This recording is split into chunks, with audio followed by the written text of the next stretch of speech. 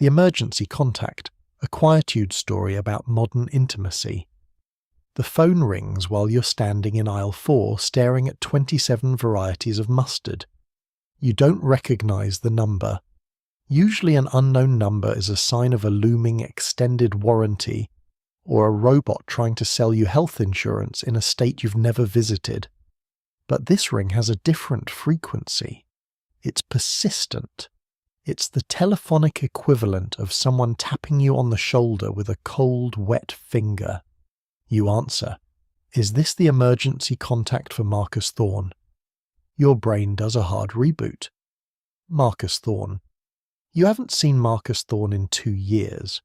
The last time you spoke, you were arguing about whether or not it's socially acceptable to eat a rotisserie chicken with your bare hands in a park. It ended with a text message that simply said, "Fine. Good luck with the salmonella." But here you are, standing in front of the Dijon being told that Marcus has fainted and your name is the one the digital oracle has spat out. You are an emergency contact. It sounds heroic, doesn't it? Like you're a paratrooper for someone's soul. In reality, being an emergency contact is just a data entry error you forgot to fix. It's the digital equivalent of that one drawer in your kitchen full of dead batteries and unlabeled keys. We spend our lives curating. We edit our photos to look like we live in a world of soft lighting and sourdough bread. We prune our social feeds, but we never prune the emergency settings. In the settings menu of your iPhone, you're still legally obligated to care if Marcus Thorne stops breathing. You tell the nurse you'll be there, not because you're a good person. You'll be there because the social awkwardness of saying, "Actually, he's my ex and he's kind of a jerk," to a medical professional is higher than the inconvenience of driving to the hospital. The hospital waiting room smells like industrial floor cleaner and the collective "what if" of 40 strangers. You sit between a man who is vibrating with anxiety and a woman who is calmly knitting a sweater that looks like it will never be finished. You start to think about your list. Who have you designated as the guardian of your unconscious body? Is it your sister? Your sister once forgot your birthday because she got distracted by a video of a raccoon playing a harp. If you're on a gurney, she'll spend the first hour of the emergency trying to remember your middle name.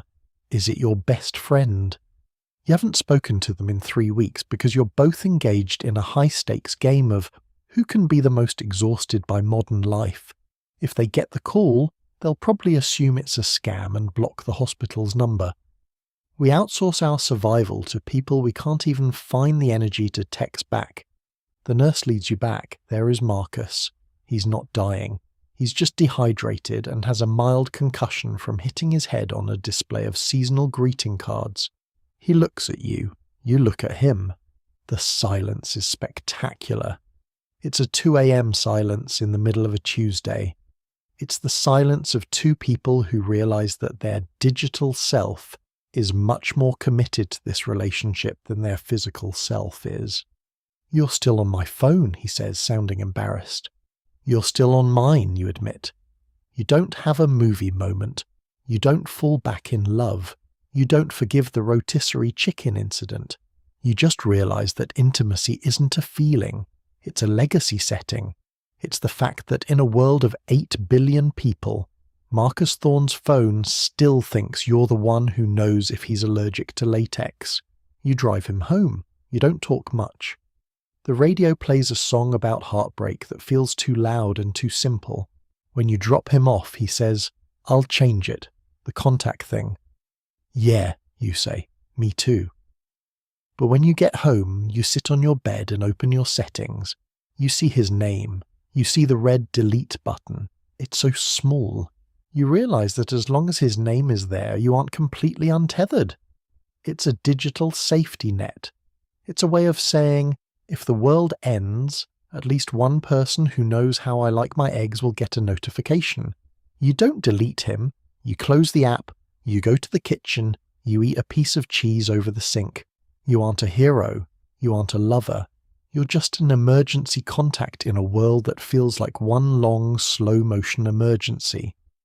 Carry this quiet with you. still here, that counts.